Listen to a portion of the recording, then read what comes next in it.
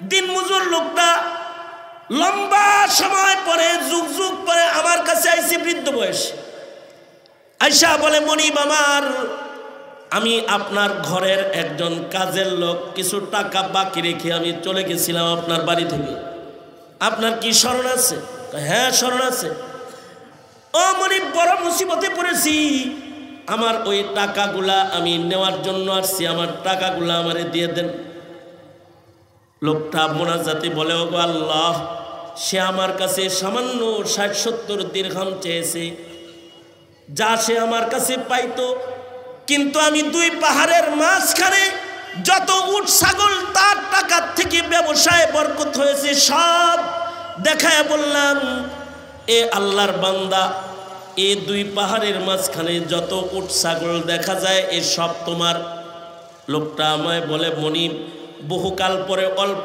টাকা নিতে এসেছি তাই মস্করা করছেন না আল্লাহর শকর যে তুমি আমাকে দায় মুক্ত করে আমার দরজায় এসে গেছো দীর্ঘদিন ধরে তোমার টাকা পাহারা দিয়ে দিয়ে আজকে এই টাকার বরকতে আল্লাহ তাআলা এই সব উট ছাগল দান করেছেন আল্লাহর জাত সামনে এই সব কিছুর মালিক তুমি এগুলো সব তোমার টাকার ধন তুমি মেহেরবানি করে তোমার আমানত আমার কাছ থেকে নিয়ে আমাকে মুক্তি দান করো রাখালটাকে আমি ওই অল্প টাকা দিয়ে বিদায় করি নাই তার টাকার মুনাফার সব মাল তার হাতে আমি তুলে দিয়েছিলাম আল্লাহ এই যে তোমার বান্দা হিসেবে আমানতের হেফাজতের গুরুত্বপূর্ণ একটা কাজ আমি আঞ্জাম দিয়েছিলাম আমার ওই কাজটা যদি তোমার কাছে পছন্দ হয়ে থাকে ওগো আল্লাহ মেহেরবানি করে মুসিবত থেকে বাঁচাও গুহার মুখ থেকে পাথর সরায় দাও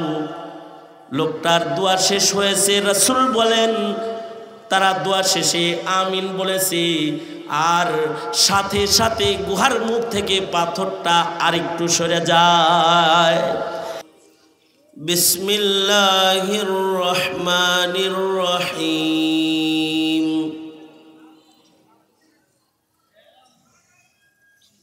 ইন্নাকা লাআলা খুলুকিন আযীম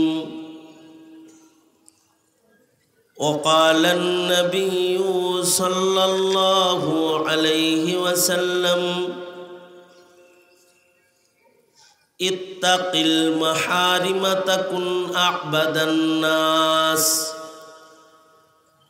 وارض بما قسم الله لك تكن أغنى الناس وأحسن إلى جارك تكن مؤمنا وأحب للناس ما تحب لنفسك تكن مسلما ولا تكسر الضحك فإن كسرة الضحك تميت القلب أو كما قال عليه الصلاة والسلام اللهم صل على محمد وعلى آل محمد كما صليت على إبراهيم وعلى آل إبراهيم إنك حميد مجيد اللهم بارك على محمد وعلى آل محمد كما باركت على إبراهيم وعلى آل إبراهيم إنك حميد مجيد الحمد لله জামিয়া ইসলামিয়া ইমদাদুল উলুম দয়াপুর আয়োজিত মহতি দুদিনব্যাপী সম্মেলনের আখিরি রজনী মোহতারাম সভাপতি উপস্থিত হজরত বুজুর্গ উলামায়ে কেরাম সম্মুখ মানে সমবেত দিন প্রিয়, ইসলাম প্রিয়, দিনদার ইমানদার মুমিন মুসলমান ভাইরা, পর্দার আড়াল থেকে আলোচনায় শামিল মা বোনেরা, বিশ্বজগতের মালিক, বিশ্ব প্রতিপালকের বিশ্ব দরবারে কালিমাত শকর যে মহান রব্বুল আলামিন দয়া করে মায়া করে ভালোবেসে রহমতি বরকতি জান্নাতের টুকরা বাগানে উম্মতের উলামায়ে দ্বীনদের সোহবতে আল্লাহ তাআলা আকাবির বুজুর্গদের সান্নিধ্যে ঐতিহ্যবাহী জামিয়ার ঐতিহ্যবাহী সম্মেলনে আমাদেরকে আল্লাহ তাআলা হাজিরা দেওয়ার তৌফিক দান করেছেন। এজন্যে মালিকের দরবারে শুকরগুজার হই, কালিমাতুর শুকর পড়ি, শুকরিয়া আদায় করি, জবান ছেড়ে ভক্তি ভরে সমস্বরে আওয়াজ করে মোহাব্বতে বলি আলহামদুলিল্লাহ। মাশায়েখিন হযরতরা তশরিফ এনেছেন, নোরানি নোরানি নসিহত করেছেন। আমার পরেও আরও একজন জবরদস্ত মুরব্বী, আমার মুরব্বী উপস্থিত রয়েছেন। পূর্বেও আমার মুরব্বী হজরত বরুণার পীর সাহেব হুজুর দামাত বরকাতুহুম গুরুত্বপূর্ণ নসিহা ও ওয়াদা করাইছেন। বন্ধু বড় ভাই মেরাজুল হক সাহেব দামাত বরকাতুহুম সংক্ষেপে কিছু কথা আপনাদের কানে পৌঁছাইছেন। আমাকে এখানে বসানো হয়েছে কিছু বলার জন্যে, তাই মুরব্বীদের নির্দেশে এখানে বসে বরকতের নিয়তে আয়াত এবং হাদিস আপনাদের সামনে পেশ করেছি। এগুলোকে সামনে করে কিছু কথা আপনাদের সামনে বলবার ইরাদা রাখি। আল্লাহ তাআলা কিছু উপকারী কথা আপনাদের কানে পৌঁছাইবার তৌফিক দান করেন। আপনারা দোয়া করুন, আমিন। এই পৃথিবীর মাটির উপরে আল্লাহ তাআলা যুগে যুগে নবী রাসূল পাঠিয়েছেন এবং নবী রাসূলদের মাধ্যমে এই পৃথিবীতে আল্লাহ তাআলা আখলাক পাঠাইছেন। কারণ আখলাকবিহীন, ইনসানিয়তবিহীন ইনসান হওয়া যায় না। আর ইনসানকে ইনসানিয়ত ও আখলাক পেতে হলে আল্লাহর পছন্দনীয় ইলমের এবং আখলাকের তালিম পৃথিবীতে দরকার। বাবা আদম আলাইহিস সালাতু ওয়াস সালাম থেকে শুরু করে আমাদের নবী পর্যন্ত সকলেই এই পৃথিবীর মানুষদেরকে পশুত্ব থেকে আলোক করে মনুষ্যত্বের তালিম দিয়ে আখলাক চরিত্র শিক্ষা দেওয়ার জন্য আবির্ভূত হয়েছিলেন। আল্লাহর রসুল বলেন, বুইস্তু মুআল্লিমান বুইস্তু লিউতাম্মিমা মাকারিমাল আখলাক। আল্লাহর রসুল বলেন, আমি শিক্ষক হিসেবে আবির্ভূত, আমি তোমাদেরকে চরিত্র শিখাইতে আগমন করেছি। উত্তম চরিত্র মাধুরী আল্লাহ তাআলা এই পৃথিবীতে নবীদেরকে দিয়েছিলেন। এর ভেতরে সর্বাধিক উত্তম চরিত্রের মালিকানা আল্লাহ তাআলা আমাদের নবীজি মুহাম্মদুর রাসূলুল্লাহ সাল্লাল্লাহু আলাইহি ওয়াসাল্লামকে আল্লাহ তাআলা শ্রেষ্ঠতম চরিত্র মাধুরী দান করেছেন। আল্লাহ তাআলা বলেন, ইন্নাকা লাআলা খুলুকিন আযীম, নিশ্চয়ই আপনি সর্বোত্তম চরিত্রের অধিকারী। আল্লাহর রাসূল সাল্লাল্লাহু আলাইহি ওয়াসাল্লাম কোরআন আর সুন্নাহর মাধ্যমে জাতির কাছে আখলাক চরিত্র পেশ করেছেন। উম্মুল মুমিনিন হযরত আয়েশা সিদ্দিকা রাদিয়াল্লাহু আনহাকে জিজ্ঞেস করা হয়েছিল যে নবী চরিত্র সম্পর্কে কিছু শোনান, নবীজির কিছু আখলাক আমাদের শিখান, সিরাত শোনান। তো আল্লাহর রাসূলের সিরাত চরিত্র জানতে চাইলে, আখলাক জানতে চাইলে, শুনতে চাইলে উম্মুল মুমিনিন বলেছিলেন, তোমরা কোরআন পড়ো না, কোরআন পুরাটাই আল্লাহর রসুল সাল্লাল্লাহু আলাইহি ওয়াসাল্লামের আখলাক, আল্লাহর রসুলের সিরাত। আল্লাহর রসুল সাল্লাল্লাহু আলাইহি ওয়াসাল্লাম কোরআনে কারীমের যে আখলাকের ব্যাখ্যা প্রদান করেছেন, নবীজির কোরআনে কারীমের ব্যাখ্যাগুলো হলো আল্লাহর রসুল সাল্লাল্লাহু আলাইহি ওয়াসাল্লামের আহাদিস সমূহ। এগুলো কোরআনের বর্ণিত আখলাকের সুবিস্তারিত বিবরণ। এ কারণে সাহাবায়ে কেরাম রিজওয়ানুল্লাহি আলাইহিম আজমাইনগণ নবী পাক থেকে পাওয়া আহাদিসগুলোকেও ওইভাবে সংরক্ষণ করেছেন যেইভাবে করে আল্লাহর রসুল সাল্লাল্লাহু আলাইহি ওয়াসাল্লামের কাছ থেকে পাওয়া কোরআন সাহাবায়ে কেরাম সংরক্ষণ করেছেন। কোরআন যাদের দ্বারাই সংরক্ষিত হয়েছে, নবীজির হাদিস তাদের দ্বারাই সংরক্ষিত হয়েছে। সঙ্গত কারণেই কেউ যদি মুনকিরে কোরআন হয় তাইলে যেমন কাফের হয়, কেউ যদি মুনকিরে হাদিস হয়, কেউ যদি নিজেকে শুধু আহলে কোরআন দাবি করে ফেলায় তাইলে সে কাফের হয়ে যায়। এই কারণেই যারা আহলে কোরআন দাবিদার ওরা মুসলমান নয়, হাদিস অস্বীকারী হিসেবে ওরা সব কাফের। এমনকি যারা হাদিস অনুসরণ করতে গিয়ে হাদিসকে সংকুচিত করে ফেলে, শুধুই মাত্র সহিহ শিরোনামে যে কিতাবগুলো পাওয়া যায় সে কিতাবের হাদিসগুলোকেই তারা হাদিস কয়, আর অন্যান্য হাদিসকে তারা দূরে ঠেলে দেয়। এমনকি অন্যান্য হাদিসের, বিশুদ্ধ হাদিসের উপরে আমলকারী মাযহাবীদেরকেও তারা বেঈমান বলে, অর্থাৎ তারা নবীজির অনেক হাদিসকে অস্বীকার করে। যে সকল হাদিসগুলো সহিহ শিরোনামের কিতাবের ভেতরে সংরক্ষিত না থাকলেও অন্যান্য কিতাবের ভেতরে বিশুদ্ধ অসংখ্য হাদিস সংরক্ষিত রয়েছে। সঙ্গত কারণেই নবী পাকের হাদিসের পরিপূর্ণ অনুসরণ শুধুমাত্র সহিহ হাদিস, সহিহ বুখারী, সহিহ মুসলিম, সহিহ শব্দের যুক্ত শিরোনামের নামের কিতাব থেকেই আমল করে নবীর হাদিস জানা, হাদিস আমল করা সম্ভব নয়।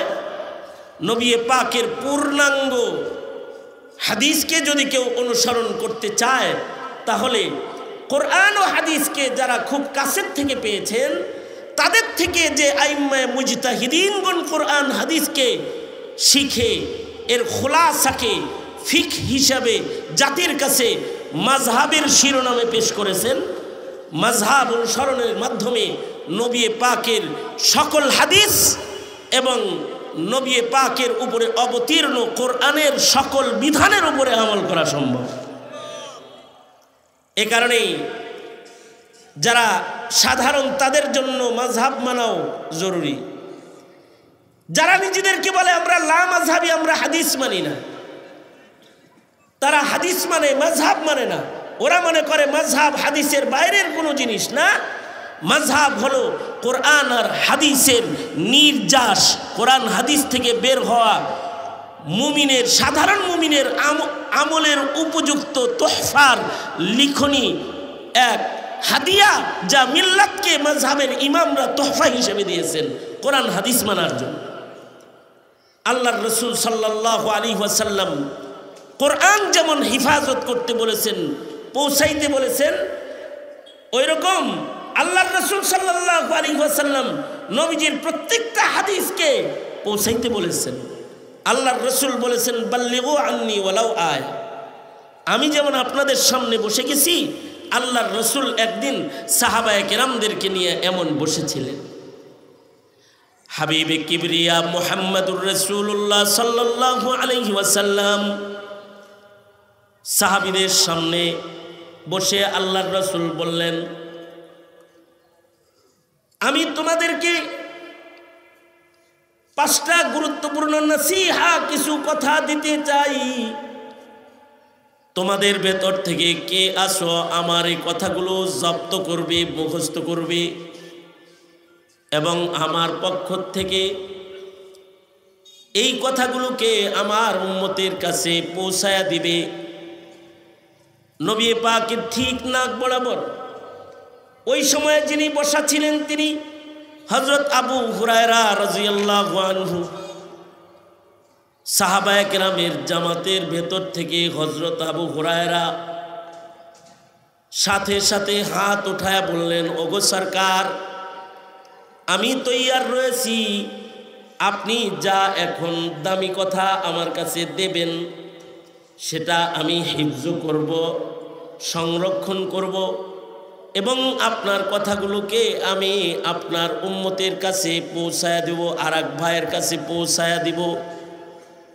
হযরত আবু হুরায়রা বলেন, আমি হাত তুললে আল্লাহর নবী আমার হাত ধরলেন, এবং আমার হাতের একটা একটা করে উঙ্গুলি আল্লাহর রসুল গুনলেন, 5টা উঙ্গুলি ধরলেন, 5টা নসিহা আল্লাহর রসুল করলেন এবং আমাকে সেই নসিহা উম্মতের কাছে পৌঁছে দেওয়ার নির্দেশ করলেন। হযরত আবু হুরায়রা বলেন, নবীজি আমার হাত ধরে আমাকে 5 উঙ্গুলি গুনে গুনে 5টা কথা বললেন। 1 নাম্বার কথা বললেন, ইত্তাকিল মাহারিমা তাকুন আবাদান নাস। আল্লাহর কাছে পছন্দনীয় আবেদ কেউ হইতে চায় তাহলে 1 নাম্বার নসিহা হলো গুনাহ বর্জন করো, নিজেকে পাপাচার থেকে বাঁচাও, আল্লাহর প্যারা হয়ে যাও। কারণ গুনাহযুক্ত গুনাহ করে কেউ কখনো আল্লাহর মাহবুবিয়ত অর্জন করতে পারে না। নবীজির গুরুত্বপূর্ণ 5 নসিহার একটি নসিহা। যেদিন হযরত আবু হুরায়রার উঙ্গুলি ধরে গুনে গুনে আল্লাহর রাসূল নসিহা করতেছিলেন, 1 নাম্বার কথা বললেন, গুনাহ ছাড়ো, আল্লাহর প্যারা হও। উম্মতে নসিহা ভুলে গিয়েছে। মুসলিমরা আজ গুনাহ বর্জনের গুনাহ থেকে নিজেকে বাঁচানোর চেষ্টা প্রচেষ্টা আগের যুগের মুসলমানদের ভেতরে নবীর নসিহার মাধ্যমে ছিল, সেই চেষ্টা প্রচেষ্টা হাল জামানার মুসলমানদের ভেতরে গুনাহ থেকে বাঁচার চেষ্টা এখন আর নাই। সুতরাং এই মিল্লাতকে যদি কামিয়াবি হাসিল করতে হয়, আল্লাহর মাহবুবিয়ত অর্জন করতে হয়, তাহলে নবীজির নসিহা গুনাহ ছেড়ে দাও, তাহলে আল্লাহর প্রিয় হতে পারবে। কারণ গুনাহ ছেড়ে দেওয়াটাও এটা একটা ইবাদত, গুনাহ বর্জন করাটাই মুস্তাকিল ইবাদত। কেউ যদি শুধুমাত্র নিজেকে গুনাহ থেকে বাঁচায়, এটাও এত বড় ইবাদত যে আল্লাহ তাআলা গুনাহ বর্জনকারীকে নিজের মাহবুব বানায় নেয়। যারা গুনাহ ছেড়ে দেয়, পাপাচার যারা ছেড়ে দেয়, তাদেরকে আল্লাহ তাআলা নিজের পছন্দের গোলাম বানায়। এ কারণেই কিন্তু গুনাহ বর্জনের উসিলায়ও আল্লাহ তাআলা যুগে যুগে দোয়া কবুল করে দুনিয়ায় জাযা দান করেছেন। নেক আমলের উসিলায় দোয়া কবুল হয়। কিন্তু আশ্চর্য, আল্লাহর রাসূল জাতিকে ইতিহাস শোনায় গেছেন, এমন মানুষও যদি হাত তুলে যার নেক আমল নাই কিন্তু তার জিন্দেগিতে গুনাহ বর্জনের সাধনা আছে, গুনাহ ছেড়ে দেওয়ার এতটুকুন সাধনাও যদি কারোর ভেতরে পাওয়া যায়, আল্লাহ তাআলা তাকেও মুস্তাজাবুদ দাওয়া বানায় দেয়। কেউ গুনাহ ছেড়ে দিলে সে মুস্তাজাবুদ দাওয়া হয়ে যায়। হাদিসুল গার শিরোনামে হাদিসে নবী আলাইহিস সালাতু ওয়াস সালাম বনি ইসরাইলের কাহিনী বর্ণনা করেছেন যে বনি ইসরাইলের 3 ব্যক্তি মুসিবতে পড়ে গেছে। আমরাও কিন্তু মুসিবতে পড়েছি, মুসিবতের সময়ের আমল আল্লাহর রাসূল সাল্লাল্লাহু আলাইহি ওয়াসাল্লাম শিখাইছেন। ফিলিস্তিনের মুসলমানরা মুসিবতে পড়েছে, শুধু ফিলিস্তিন মুসিবতে না, বাংলাদেশ মুসিবতে পড়েছে। বাংলাদেশের মুসলমানরা বাক স্বাধীনতা তাদের হারিয়ে গেছে, বাংলাদেশের মুসলমানদের ইমানি স্বাধীনতা হারিয়ে গেছে, আমলের স্বাধীনতা হারিয়ে গেছে, ইমানের কথা বলার স্বাধীনতা বাতিলরা কেড়ে নিয়েছে। নাস্তিকদের স্বাধীনতা আছে, পাপিষ্ঠ যারা পাপ কার্যের স্বাধীনতা আছে, ইবাদতের স্বাধীনতা নাই। আমরাও মুসিবতে পড়েছি। মুসিবতে পড়লে দোয়া করতে হয়। হাদিসুল গার বর্ণনা করে আল্লাহর রাসূল মুসিবত থেকে পরিত্রাণের পদ্ধতি শিখাইছেন। বনি ইসরাইলের 3 ব্যক্তি পাহাড়ি অঞ্চল দিয়ে পথ চলতেছিল, হঠাৎ ঘূর্ণিঝড় শুরু হয়ে গেলে তিন ব্যক্তি পাহাড়ের গুহায় আশ্রয় গ্রহণ করে বাঁচার জন্য, ঝড় তুফান থেকে বাঁচার জন্য। কিন্তু আল্লাহর কুদরত, নবী বলেন তিন ব্যক্তি গুহার ভেতরে আশ্রয় গ্রহণ করেছে। ঝড় এত প্রবল বেগে শুরু হয়েছে যে তুফানের আঘাতে পাহাড়ের চূড়া থেকে বিশাল বড় একটা পাথরের খণ্ডকে বাতাস হেলায়ার নিচে ফেলে দিয়েছে। পাহাড়ের চূড়া থেকে বড় পাথরের টুকরাটা গড়ায় গড়ায় নিচে আসতে আসতে এমন জায়গায় এসে টন টন ওজনের পাথরের টুকরাটা পাহাড়ের ভেতরে গড়ায় এসে এমন জায়গায় থেমে গেছে যে গুহার ভেতরে আল্লাহর তিন বান্দা, মুমিন বান্দা আশ্রয় গ্রহণ করেছে। ঠিক গুহার মুখকে বন্ধ করে পাথরের টুকরাটা থেমে গেছে। তার মানে হলো আল্লাহর বান্দারা বাঁচার জন্য গুহায় ঢুকছে, কিন্তু পাথর এসে মুখ বন্ধ করেছে। এবার এই তিনজনের গায়ে বদনে এমন শক্তি নাই যে তিনজন এই পাথরকে ধাক্কা দিয়ে সরায়া দিবে, এমন শক্তি এই তিনজনের দেহে নাই। এ তিনজনে পরামর্শ করলো, আমরা যেহেতু শক্তিতে দুর্বল, কিন্তু আমরা সবচেয়ে শক্তিধর যিনি, সকল শক্তিধর, সকল শক্তির মালিকানা যিনি, যার আমরা তো তার গোলাম। আমাদের শক্তি না থাকলেও আমাদের রব যিনি মহাশক্তিশালী, আমাদের রব যার জন্য সকল শক্তি, আন্নাল কুওয়াতা লিল্লাহি জামিআ। আমরা দুর্বল হইতে পারি, কিন্তু আমাদের দুর্বলতা থাকলেও আমাদের রব যিনি, তিনি দুর্বল না। সকল শক্তি আল্লাহর। বলুন আওয়াজ করে, সকল শক্তি কার? আমরা দুর্বল হলেও আমাদের আল্লাহ তো আর দুর্বল না। আমরা দুর্বল, বান্দা দুর্বল, কিন্তু আমাদের রব তো শক্তিশালী। আসো আমরা দুর্বলেরা আমাদের মহাশক্তিশালী রবের কাছে দোয়া করে আমরা এই মুসিবত থেকে আল্লাহর কাছে পরিত্রাণ চাই।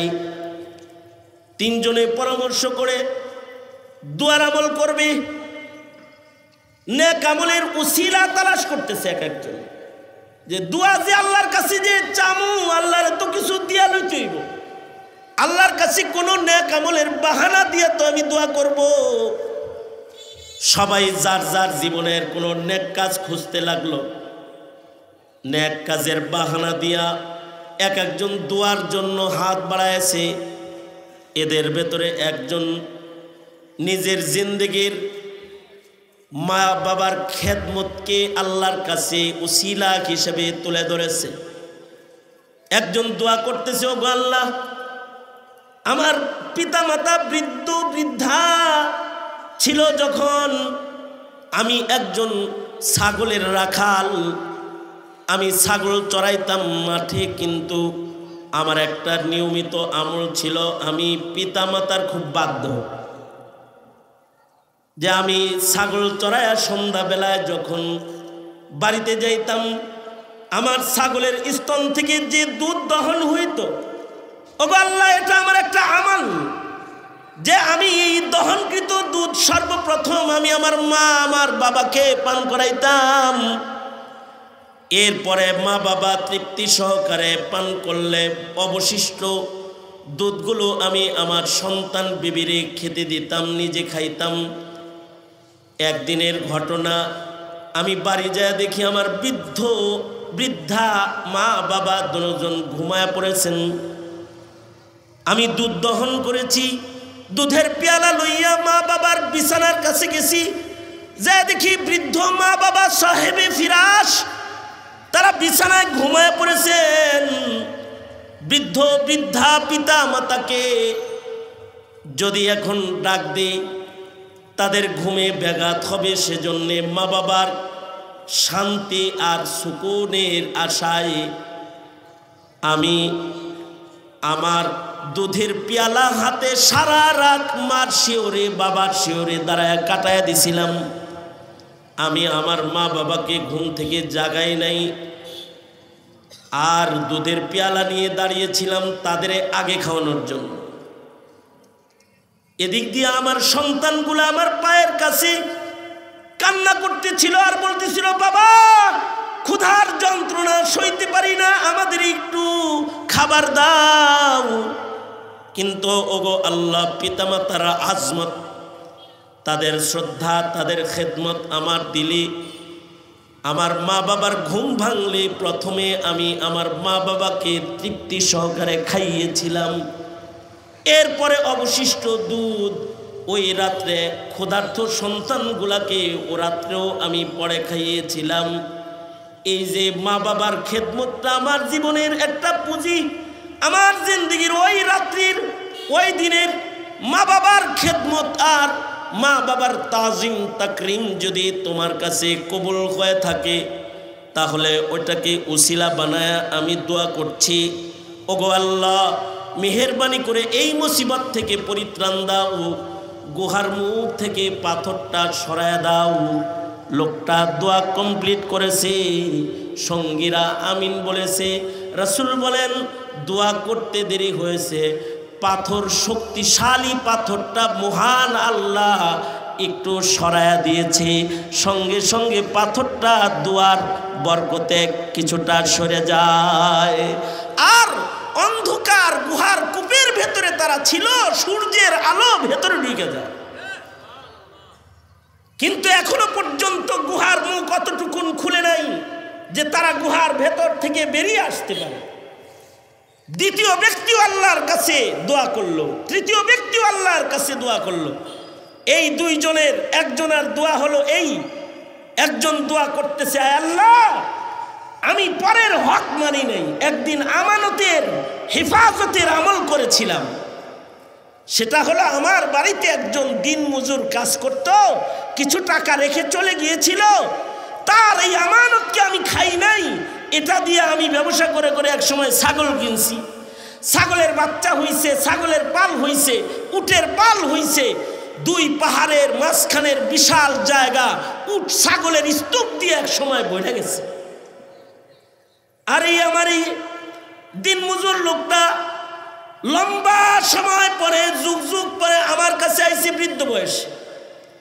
আয়সা বলে, মনিব আমার, আমি আপনার ঘরের একজন কাজের লোক, কিছু টাকা বাকি রেখে আমি চলে গেছিলাম আপনার বাড়ি থেকে, আপনার কি স্মরণ আছে? হ্যাঁ স্মরণ আছে।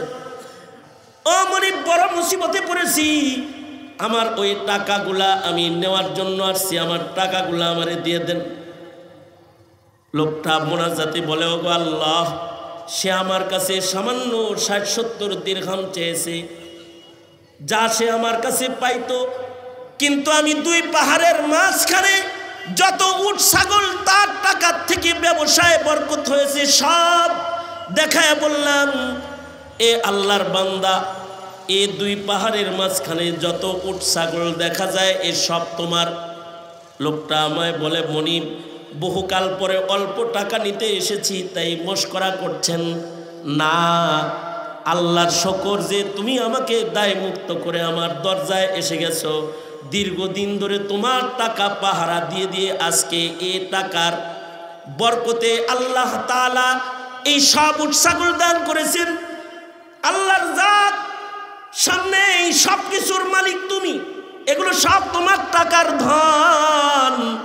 তুমি মেহেরবানি করে তোমার আমানত আমার কাছ থেকে নিয়ে আমাকে মুক্তি দান করো। রাখালটাকে আমি ওই অল্প টাকা দিয়ে বিদায় করি নাই, তার টাকার মুনাফার সব মাল তার হাতে আমি তুলে দিয়েছিলাম। আল্লাহ, এই যে তোমার বান্দা হিসেবে আমানতের হেফাজতের গুরুত্বপূর্ণ একটা কাজ আমি আঞ্জাম দিয়েছিলাম, আমার ওই কাজটা যদি তোমার কাছে পছন্দ হয়ে থাকে, ওগো আল্লাহ মেহেরবানি করে মুসিবত থেকে বাঁচাও, গুহার মুখ থেকে পাথর সরায় দাও। লোকটার দোয়া শেষ হয়েছে, রাসূল বলেন তারা দোয়া শেষে আমিন বলেছে, আর সাথে সাথে গুহার মুখ থেকে পাথরটা আরেকটু সরে যায়। এই তিন ব্যক্তির এক ব্যক্তি এমন ছিল যার জীবনে এত বড় নেক আমল তো দূরের কথা, ছোটখাটো কোনো নেক আমলও নাই। এখন সাথীরা বলে, এই ভাই তুমি একটা কিছুর উসিলা দিয়ে দোয়া করা, তাইলে পুরাটা সইরা গেলে বের হইতে পারবো। ওই লোক হাত তুলে কান্দে আর কয়, ওগো আল্লাহ, আমি তো এত বড় বদনসিব, আমার জীবনে যাররা নেক আমল এমন নাই যা তোমার কাছে কোনো কিছু পাওয়ার উসিলা হিসেবে পেশ করতে পারি। তবে ওগো আল্লাহ, একদিন আমি আমার চাচাজাত বোনের সাথে জেনা ব্যভিচারের জন্য যে শর্ত সহ হাজির হয়ে গিয়েছিলাম, অর্থাৎ আমার চাচাতো বোন প্রেম ছিল, ভালোবাসা ছিল, সে শর্ত দিয়েছে, সে মনে করেছে আমি টাকা জোগাড় করতে পারবো না, জেনা ব্যভিচারও করতে পারবো না।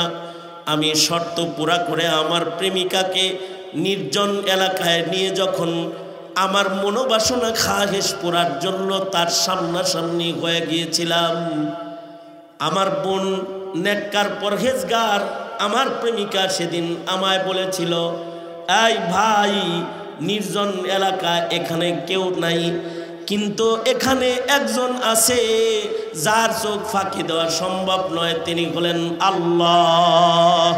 ভাইরে, ওই আল্লাহকে ভয় করো, আল্লাহকে ভয় করো, তুমি আমার চরিত্রের দাগ লাগায়ও না।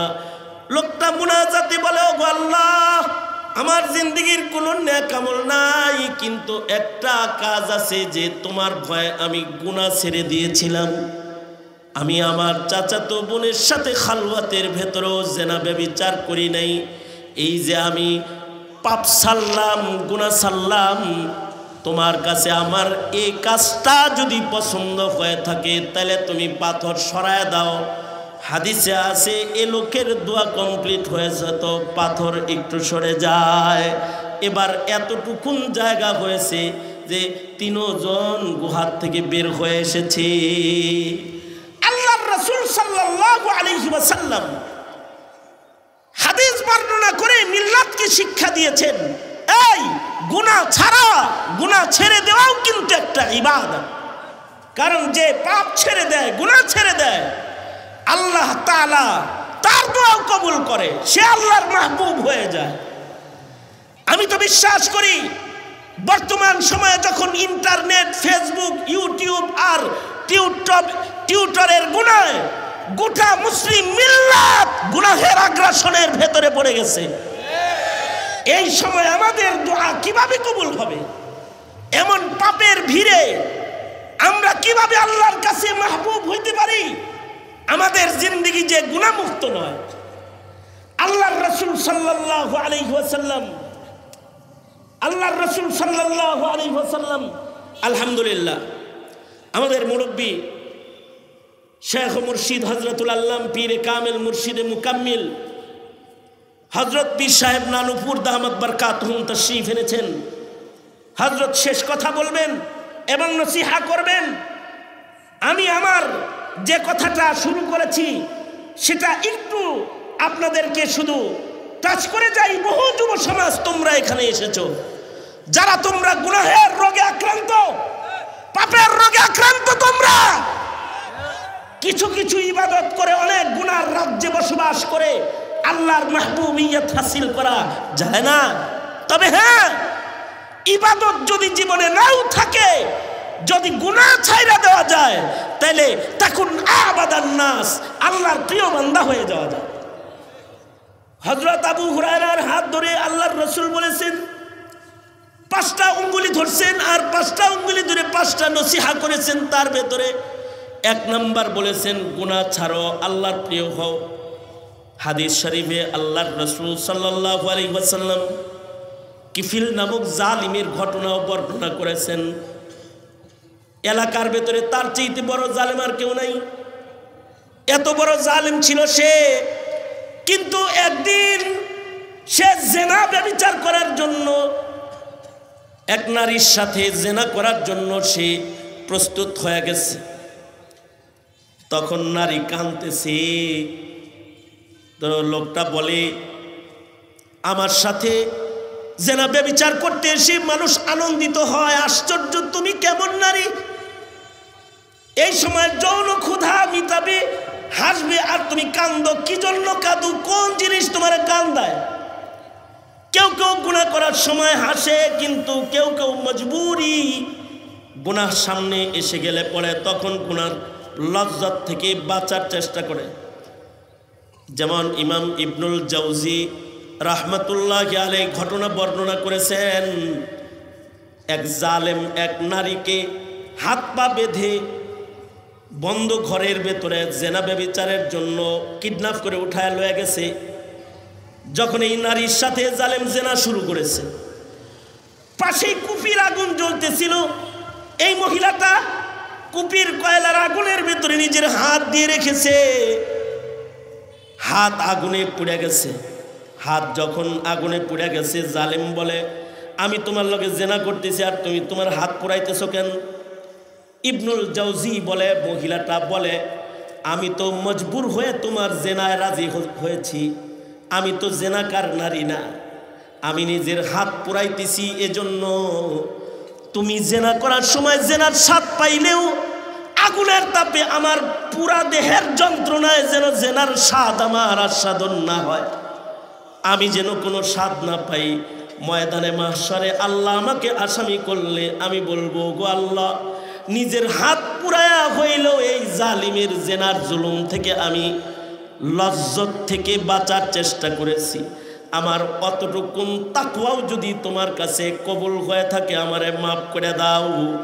ইবনুল জাওজি বলেন, এই চিত্র দেখে এ জালেম সাথে সাথে তওবা করে ফেলেছে যে আল্লাহর ভয় কি মুমিনের হৃদয়ে এমন রাখতে হয়।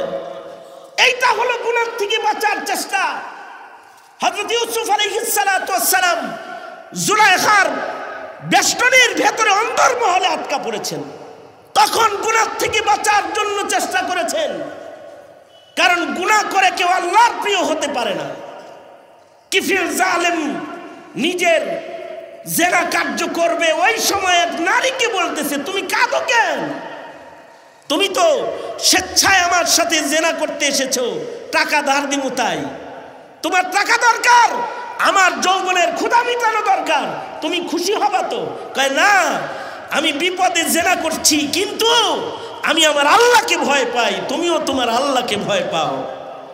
হাদিসে আছে কিফিল জালেম তার এই সময় জেনার প্রস্তুতি নেওয়ার পরেও এর থেকে নিজেকে সরায়া সে 70টা টাকা, 60টা টাকা, 500 টাকা যেটা এই নারীকে দেওয়ার ঋণ দেওয়ার ওয়াদা ছিল সেটা দিয়ে দেয়, আর বলে, টাকাও দিলাম, তোমার তাকওয়া দেখে আমি তাকওয়া শিখলাম, আমি আজ রাতে পেছনের গুনাহ থেকে তওবা করলাম।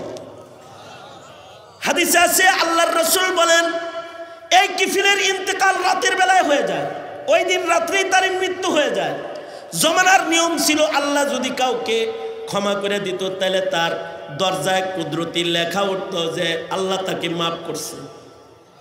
আশ্চর্য হলো, এলাকাবাসী কিফিলকে জালিম হিসেবে জানে, কিন্তু রাতের বেলায় ইন্তেকালের পরে তার দরজায় কুদরতি লেখা উঠল, কাদ গাফারাল্লাহু লিল কিফল, যে আল্লাহ তাআলা কিফিলকে ক্ষমা করে দিয়েছে। তাহকিক করে দেখা গেল, আল্লাহর রাসূল বলেন, কোনো ইবাদতের কারণে ক্ষমা পাইছে তা না, গুনাহ বর্জন করার কারণে আল্লাহ তাকে মাফ করে দিয়েছে। হ্যাঁ যুব সমাজ, হ্যাঁ মুসলিম মিল্লাত, এই হলো গুনাহ বর্জনের শক্তি। তাই যদি হয় তাহলে কম আজ কম ঐতিহ্যবাহী সম্মেলন থেকে একজন আল্লাহর ওলির সামনে বসে তোমরা কি এই ওয়াদা করতে পারো না যে অনলাইন ফেসবুক ইউটিউবের গুনাহ, টিউটরের গুনাহ তোমরা করবে না? করবে না, ওয়াদা করতে পারো নাকি? যদি ওয়াদা করতে পারো তাহলে খুশখবরি শোনো, আবু হুরায়রার আঙ্গুলি ধরে আল্লাহর রাসূল বলেছেন, তাকুন আবাদান নাস। আর আমাদের এই সংকটের সময়ে আমাদেরকে যে মুসিবতের গ্লানি উঠাইতে হইতেছে, এটার একমাত্র কারণ হলো আমাদের গুনাহের রাজ্য, মাসিয়াতের রাজ্য অনেক প্রশস্ত হয়ে গেছে। এ কারণে যদি চরিত্রবানের খাতায় নাম লেখাইতে হয় তাহলে গুনাহ ছেড়ে দিব, ইনশাআল্লাহ বলেন। আরো জোরে আওয়াজ করে বলেন ইনশাআল্লাহ। আল্লাহ তাআলা বুজুর্গদের সোহবতের মাধ্যমে গুনাহ বর্জন করে গুনাহমুক্ত জীবন গঠনের শক্তি আল্লাহ আমাদের আপনি দান করেন, আমিন। আরো 4টি অঙ্গুলি ধরে আল্লাহর রাসূল আরো 4টি নসিহত করেছেন। ওয়ারজা বিমা কাসামাল্লাহু লাক, ভাগ্যে সবসময় সন্তুষ্ট থাকা। তারকুল ইতিরাজ আনিল কাজা, আল্লাহর কাছে দামি মানুষ হওয়া যায়, ভাগ্যে তুষ্ট থাকা। আল্লাহর রাসূল বলেছেন ওয়ারজা বিমা কাসামাল্লাহু লাক তাকুন আগনান নাস, ধনী হতে চাও, জান্নাতের ধন পেতে চাও, তাহলে ভাগ্যে তুষ্ট থাকো। ওয়া আহসিন ইলা জালিকা তাকুন মুমিনান, জুলুম করে কেউ আল্লাহর প্রিয় হতে পারে না। রাজনৈতিক দর্শনের ব্যবধানের কারণে নিজের পড়শিকে কুকুরের বাচ্চা মনে করো তুমি, তোমার উপরে আল্লাহ রাজি হইতে পারে না, আল্লাহ রাজি হইতে পারে না। তুমি তোমার পড়শির সাথে ভালো ব্যবহার করো, আর এক মুসলিম ভাইয়ের সাথে সুন্দর আচরণ করো। সুন্দর আচরণের মাধ্যমে ওয়া আহসিন ইলা জারিকা তাকুন মুমিনান, আচরণ বিধি ভালো করবা, মুমিন থাকবা। আচরণ বিধি লঙ্ঘন করবা, জালেম হইবা তো বেঈমান হইবা, জালেম হইবা তো বেঈমান হবা, বেঈমান হবা। ওয়া আহিব্বা লিন-নাসি মা তুহিব্বু লিনাফসিকা তাকুন মুসলিমান, নিজের জন্য যেটা ভালোবাসো পরের জন্য সেটাই ভালোবাসবে, তাহলে মুসলিমের খাতায় নাম যাবে। আর হাসাহাসি কম করো, রুনাজারি করো, জাতি রুনাজারি করো, কান্না কাটা করো। হাসার জন্য তো পাগল পারা সবাই, দুনিয়াব্যাপী হাসির আয়োজন, কান্নার আয়োজন নাই। মাহফিলগুলোতে কিছু কান্নার আয়োজন হয়, এটাকে বন্ধ করার জন্য নাস্তিকের দালালরা সর্বাত্মক চেষ্টা তারা করে মাহফিল বন্ধ করে দিতে চায়, রুনাজারির আয়োজন হয় এখানে। অথচ হাসাহাসির মাধ্যমে আল্লাহর রাসূল বলেন তুমি তুল কাল, মানুষের হৃদয় মারা যায় বেশি হাসলে। এ কারণে কানতে হয়, এই জাতি আলেমদের কাছে কানতে যায়, পীর মাশায়েখের কাছে কানতে যায়, চোখের পানি ফেলতে যায়। কারণ কান্না আল্লাহর কাছে পছন্দের। কাঁদলে দিল শক্তিশালী হয়, কাঁদলে গুনাহ মাফ হয়, কাঁদলে আল্লাহ রাজি হয়। আল্লাহর রাসূলের নসিহতগুলো করে আবু হুরায়রা কি বললেন, নিজে এই নসিহতগুলো হিফজ করো আর আমার উম্মতের কাছে আর এক ভাইয়ের কাছে পৌঁছে দাও। আমি আমার আলোচনায় আখলাকের দাওয়াত দিয়ে নবীজির বাণী থেকে 5টি আখলাক আর কিছু দৃষ্টান্ত আপনাদের কাছে পেশ করে যে সবকটা আপনাদেরকে তোহফা দিলাম, আল্লাহ তাআলা এই সবকটা মানার তৌফিক দান করেন, আমিন। ওয়া আখিরু দাওয়ানা আনিল হামদুলিল্লাহি রাব্বিল আলামিন। হুজুর একটা লোক উঠবেন না এখান থেকে, হুজুর শুধু সকলকে বায়াত করবেন, হুজুর লম্বা আলোচনা করবেন না। এখন তওবা করাবেন, ওই যে তওবার কথা বলেছি আমি, গুনাহ থেকে তওবা করবেন, তওবা করাইবেন, এবং হুজুর আপনাদেরকে নিয়ে আখিরি দোয়া করবেন। এই বিশাল জামিয়ার ফসল আপনারা দেখেছেন, এক বিরাট জামাতকে পাগড়ি দেওয়া হয়েছে। মুবারক দোয়া, মুবারক তওবা। সবাই নিরিবিলি বসবেন, একটা লোক জায়গার থেকে মাথা নাড়াবেন না, জায়গায় বসে থাকুন, তওবা হবে, দোয়া হবে। আসসালামু আলাইকুম ওয়া রাহমাতুল্লাহি ওয়া বারাকাতুহু।